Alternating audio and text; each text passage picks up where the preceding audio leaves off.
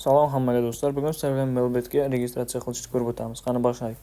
Birinchi o'rinda bizga Mailbet ilovasi kerak bo'ladi. Agar ilovasi bo'lmasa, bizning kanalimizda Telegram kanalimiz silkasi bor. Shunga o'tib, silka orqali kirsangiz ham bo'ladi. Birinchi o'rinda Mailbetga kiramiz.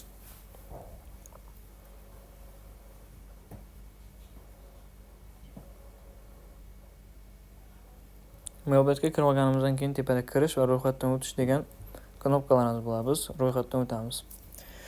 Bu yerda 4 bosqich orqali ro'yxatdan o'tsa bo'ladi. Bir bosqichda telefon orqali va email orqali. Biz hozir sizlar bilan eng tez bir bosqichda degandan o'tamiz. Telefon orqali degani nomeringizni yozasiz va sizga soобщение keladi. Email ham xuddi shunday.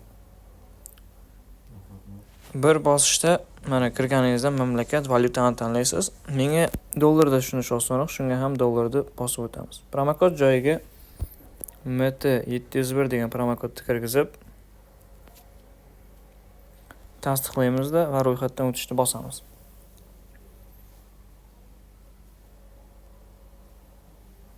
Ro'yxatdan o'tganingizdan keyin mana men robot emasman degan knopkamiz chiqadi. Shu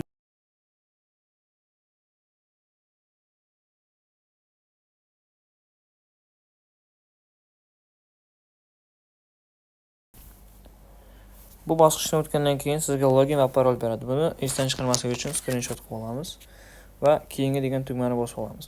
Ko'rib turganingizdek, biz registratsiya qilib bo'ldik va pastda mashhur saralangan va tarix menyu degan knopkalarimiz paydo bo'ladi. Menyuga kirib olamiz, tepada bizning ID'miz chiqadi. Shu ID'ga kirib, mana bu yerda ma'lumotni to'ldiring degan tugma chiqadi. Shuni bosib olamizda, familiya, ism, hamma narsani to'ldirish kerak bo'ladi. Bo'lmasam siz akkauntingizga solgan pul hammasi shuni yechib olishi mumkin.